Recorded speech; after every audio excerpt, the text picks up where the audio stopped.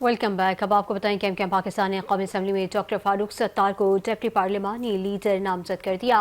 वो पार्लिमानी उमूर और कानून साजी में पार्टी की नुमाइंदगी करेंगे। इस बारे में मजीद तफसीलात जानेंगे डिप्टी ब्यूरो चीफ वजाहत आबदी से। वजाहत बताइएगा, क्या तफसीलात हैं आपके पास?